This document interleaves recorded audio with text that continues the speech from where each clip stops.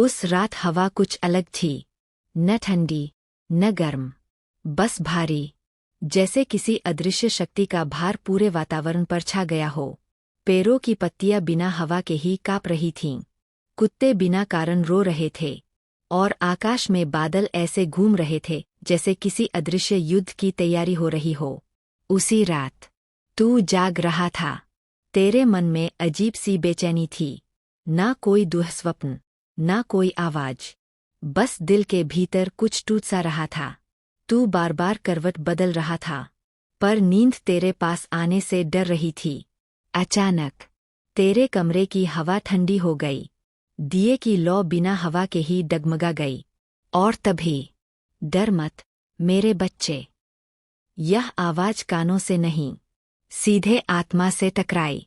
तेरे रोंगटे खड़े हो गए, हृदय इतनी तेज धड़कने लगा जैसे अभी बाहर निकल आएगा। कमरे में कोई दिखाई नहीं दे रहा था, पर कोई था, यह तू साफ महसूस कर रहा था।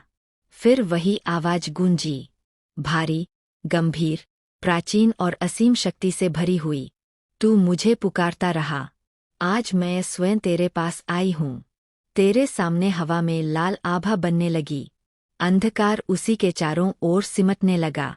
धीरे धीरे उस लाल आभा के भीतर से दो अग्निसी आंखें प्रकट हुईं, और फिर वह प्रकट हुई, भय और करुणा का एक साथ अवतार। माँ काली। उनका रूप भयानक था, पर आंखों में अपार ममता। उनकी जटाओं से अंधकार टपक रहा था, पर उनके चरणों से सुरक्षा फैल रही थी। तू कांपता हुआ जमीन पर गिर गया। माँ, क्या मैं मरने वाला हूँ? हल्की सी मुस्कान उनके होठों पर आई, पर वह मुस्कान भी ऐसी थी जिससे मृत्यु भी डर जाए। नहीं मेरे बच्चे, तू मरेगा नहीं। आज तो तेरे शत्रुओं का काल शुरू होगा। तेरे भीतर जो तूफान चल रहा है, वह मुझे दिखाई देता है। माँ काली ने तेरी ओर देखा, और वही दृष्टि तेरे जीवन के सारे रहस्य खोलने के लिए काफी थी। तेरे आसपास के लोग तुझसे मीठी बातें करते हैं, पर उनके मन में जहर भरा है। तू जिन पर सबसे ज्यादा विश्वास करता है, वही तेरी पीठ में सबसे गहरा वार करने की तैयारी में है। तेरा हृदय कांप उठा। तू सोचता है, तेरा दर्द कोई नहीं समझता, पर तेरी हर टूटती सांस मुझ तक पहुंचती है। तू जिन रातों में चुपचाप रोता है, उन रातों में मैं तेरे पास खड़ी रहती हूँ।